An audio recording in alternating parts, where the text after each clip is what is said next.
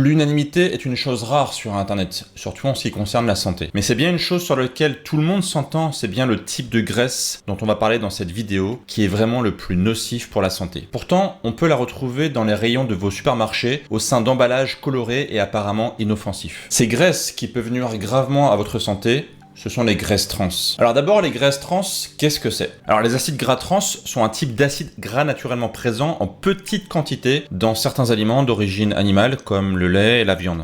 Mais ils sont tellement en petite quantité qu'ils ne posent pas de soucis. Mais les graisses trans qui sont dangereux pour la santé, ce sont les graisses trans fabriquées de façon industrielle par un procédé qui s'appelle l'hydrogénation. Alors je ne vais pas vous faire un cours de chimie complexe parce que c'est un petit peu compliqué, mais pour faire ultra simple et pour schématiser, l'hydrogénation, c'est le fait d'envoyer de l'hydrogène gazeux sur une graisse qui est liquide à température ambiante pour la rendre solide à température ambiante. Et du coup, les graisses trans, à quoi ça sert? Les graisses trans ont 3 avantages pour les industriels. Premièrement, ils prolongent la durée de vie des aliments en évitant que la graisse devienne rance. En effet, les graisses solides sont beaucoup moins sensibles à l'oxydation provoquée par l'oxygène ambiant et par la lumière. Deuxième point, les graisses trans améliorent la saveur et la texture des aliments. Et puis troisième point, ça sert aussi pour réduire les coûts de fabrication parce que les graisses trans, en fait, c'est pas cher pour les industriels. De même, certains restaurants utilisent de l'huile végétale partiellement hydrogénée pour leurs friteuses car il n'est pas nécessaire de la changer aussi souvent que les autres huiles. Alors ok, mais c'est quoi le problème des graisses trans?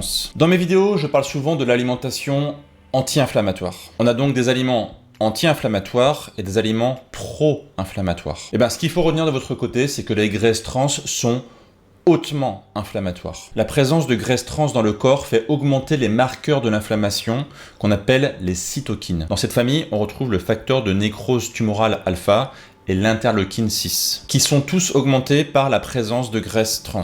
De plus, les acides gras trans augmentent la production au sein des cellules de radicaux libres de l'oxygène, des espèces chimiques très réactives dérivées de l'oxygène qui agressent les composants cellulaires comme l'ADN, les membranes ou encore les protéines. Ceci mène donc à un vrai stress oxydatif pour les cellules. Juste une petite parenthèse, d'ailleurs, si l'alimentation anti-inflammatoire vous intéresse, j'ai créé une masterclass complète sur le sujet. Dans cette masterclass, vous allez découvrir les méthodes qui permettent de supprimer un terrain inflammatoire et d'éviter ainsi au maximum les maladies chroniques associées. Vous allez découvrir tous les secrets de l'alimentation anti-inflammatoire, comment la mettre en place, quel aliment il faut privilégier, quel aliment il faut plutôt supprimer, avec des exemples de menus à mettre en œuvre et des techniques à appliquer dans la vie de tous les jours pour avoir un style de vie anti-inflammatoire. Si cela vous intéresse, je vous mets le lien dans la description de la vidéo, c'est le premier lien qui apparaît. Pour revenir aux graisses trans, sur beaucoup de sites, vous pourrez lire que les graisses trans font augmenter le taux de mauvais cholestérol, donc le cholestérol LDL. Alors comme je l'explique souvent sur mes vidéos, il ne faut pas jeter la pierre sur le cholestérol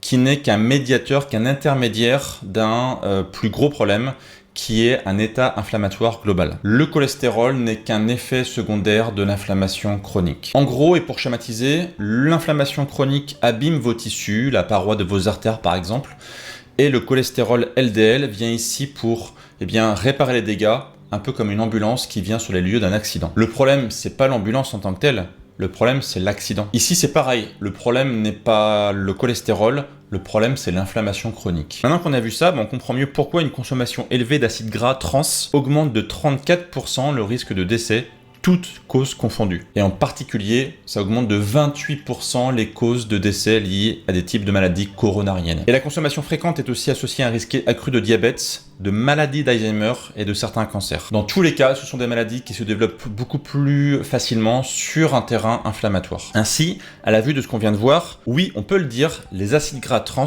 contribuent très largement aux maladies cardiovasculaires et aux accidents vasculaires cérébraux dans le monde. Alors ce qu'il faut savoir, c'est que les graisses trans sont interdites dans beaucoup de pays, mais pas en France. Le Danemark a été le premier pays à interdire les graisses trans sur son territoire. Il a imposé un maximum de 2% de graisses trans dans l'alimentation, donc destinée aux humains. Du coup, la France et le reste de l'Union européenne ont suivi le pas avec une loi d'avril 2021 qui impose qu'aucun produit ne peut contenir plus de 2% de graisses trans pour 100 grammes. Et si un produit contient des huiles totalement ou partiellement hydrogénées, cela doit apparaître clairement sur la liste des ingrédients, comme je vous le montre actuellement à l'écran. Alors il faut savoir que le Canada a totalement interdit les graisses trans depuis 2018 et aussi les États-Unis les ont interdits depuis 2019. Pourtant, les États-Unis, qui sont le pays officiel de la malbouffe. L'OMS estime que chaque année, la consommation de graisses trans entraîne la mort d'un demi-million de personnes pour cause de problèmes cardiovasculaires. Et donc, pour pallier à cela, l'OMS a mis en place un plan énorme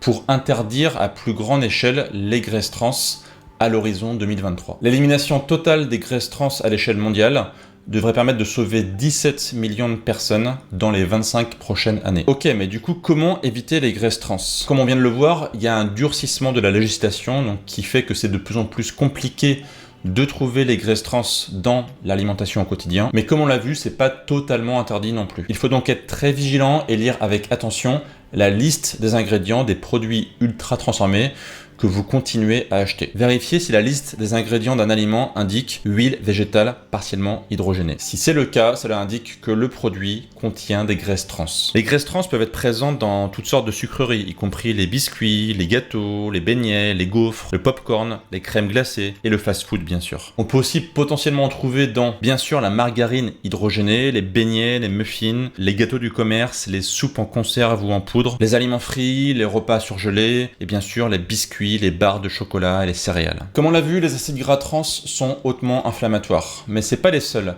Il y a d'autres aliments dans le commerce qui sont aussi inflammatoires et qui continuent d'être vendus bien normalement. J'en ai listé 5 dans une récente vidéo que vous devez absolument connaître si vous souhaitez passer sur un mode anti-inflammatoire. Cette vidéo elle est juste ici, je vous encourage à aller la voir, vous allez apprendre pas mal de choses. Et d'ici là, je vous retrouve très bientôt pour de prochaines vidéos, et d'ici là bien sûr, prenez soin de vous. Ciao ciao!